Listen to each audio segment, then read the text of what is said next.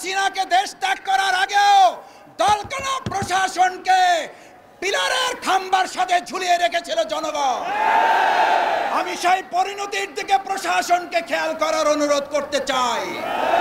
নতুন করে বাংলাদেশে আর কোনো দলবাজ প্রশাসন তৈরি হোক, যারা নোয়াখালী প্রকাশ্যে মসজিদে কোরআন চর্চার উপর হামলা করার পর এখনো কাউকে গ্রেফতার করতে পারেন না, তারা জাতীয় নির্বাচন সুষ্ঠুভাবে করতে পারেন দেশের মানুষ তা বিশ্বাস করে না। আপনাদের গোয়েন্দা তৎপরতা কোন জায়গায় পৌঁছেছে? একের পর এক জাতীয় গুরুত্বপূর্ণ স্থাপনায় অগ্নিসংযোগ হচ্ছে, দুর্ঘটনা ঘটছে। আমরা মনে করি বর্তমান সময়ে যারা আর নির্বাচনে ভালো ফল করতে পারবেন না বলে হতাশ হয়ে পড়েছেন, তারা সহ ফ্যাসিস্টদের কিছু প্রশাসনের অংশের সম্মিলিত তৎপরতায় এই কার্যক্রম হতে পারে বলে দেশবাসী মনে করে। শেখ হাসিনাকে দেশ ত্যাগ করার আগেও দলকানা প্রশাসনকে পিলারের খাম্বার সাথে ঝুলিয়ে রেখেছিল জনগণ। আমি সেই পরিণতির দিকে প্রশাসনকে খেয়াল করার অনুরোধ করতে চাই। নতুন করে বাংলাদেশে আর কোনো দলবাজ প্রশাসন তৈরি হোক, যারা নোয়াখালী প্রকাশ্যে মসজিদে কোরআন চর্চার উপর হামলা করার পর এখনো কাউকে গ্রেফতার করতে পারেন না, তারা জাতীয় নির্বাচন সুষ্ঠুভাবে করতে পারেন দেশের মানুষ তা বিশ্বাস করে না।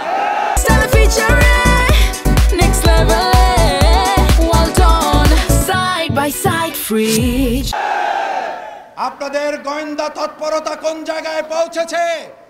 একের পর এক জাতীয় গুরুত্বপূর্ণ স্থাপনায় অগ্নিসংযোগ হচ্ছে, দুর্ঘটনা ঘটছে।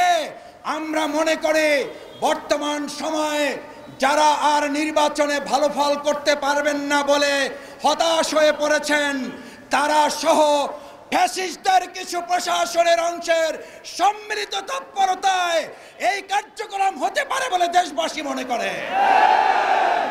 স্পষ্ট কথা বলতে চাই, এগুলো বন্ধ করুন, না হলে আবার জুলাইয়ের মতো আমরা রাজপথে নেমে জনগণকে সাথে নিয়ে প্রতিরোধ করে তোলা হবে, প্রতিবাদের আগুন জ্বালানো হবে, জনগণের অধিকার আদায়ের জন্য আবার জীবন বাজি রাখা হবে। সেই আহ্বান জানিয়ে আজকের এই কর্মসূচিতে এখন আপনাদের সামনে প্রধান অতিথির বক্তব্য রাখার জন্য অনুরোধ করছি। আজকের এই বিশাল সমাবেশের সম্মানিত প্রধান অতিথি, আজকে আপনাদের জানা থাকার কথা ডক্টর সৈয়দ আব্দুল্লাহ মোহাম্মদ তাহের, সাবেক এমপি, অনিবার্য কারণবশত এখানে উপস্থিত হতে পারেন নাই। তিনি আপনাদের সকলকে সালাম জানিয়েছেন। এখন আমাদের সামনে প্রধান অতিথির বক্তব্য রাখবেন বাংলাদেশ জামাত ইসলামী কেন্দ্রীয় নির্বাহী পরিষদের অন্যতম সদস্য, অবিভক্ত ঢাকা মহানগরীর সাবেক আমির, বাংলাদেশ জামাত ইসলামীর সংগ্রামী সহকারী সেক্রেটারি জেনারেল, জননেতা জনাব মাওলানা রফিকুল ইসলাম খান। বক্তব্য রাখছেন মাওলানা রফিকুল ইসলাম খান।